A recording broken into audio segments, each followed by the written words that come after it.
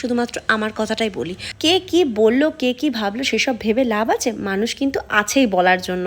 তাই নিজের জীবনটাকে চুরমার না করে নিজের জীবনটা নিজের মতন করে এগিয়ে নিয়ে যাও, সব থেকে ভালো থাকবে তুমি। কথা বলতে বলতে দেখো আমি রেডি হয়ে গেছি। আচ্ছা বলো তো আমাকে সিম্পল মেকআপ লুকটা কেমন লাগছে তোমাদের? তোমাদের যদি কোনো রিকোয়েস্ট থাকে আমার কাছে যে এই টপিকের উপর ভিডিও বানাতে হবে, তাহলে কিন্তু কমেন্টে সেটা অবশ্যই জানি। তোমাদের নাম নিয়ে আমি কিন্তু সেই ভিডিওটা অবশ্যই বানানোর চেষ্টা করব। অ্যান্ড আমি এভাবেই রেডি হয়ে গেছি। নিচে গিয়ে দেখতে হবে বর কত দূর রেডি হয়েছে। তো শ্বশুরবাড়ি থেকে আমার ডিস্টেন্স সেখানে আধ ঘন্টারও কম, তো আমরা বাইকেই যাব। তো এইভাবেই আমরা রেডি হয়ে বেরিয়ে যাচ্ছি। আর দেখি নিচে গিয়ে বর একদমই রেডি। তো আর সময় নষ্ট না করে আমরা দুপুর করে বেরিয়ে পড়লাম। হ্যাঁ, একদমই খাওয়া দাওয়া ছিল না, পেটে প্রচণ্ড খিদের টান উঠেছিল। তো রাস্তাঘাটে আর বেশি সময় নষ্ট না করে যেখানে ডেস্টিনেশন যেখানে যাচ্ছি সেখানে তাড়াতাড়ি পৌঁছানোর জন্যই একদম রেডি হয়ে বেরিয়ে পড়েছি।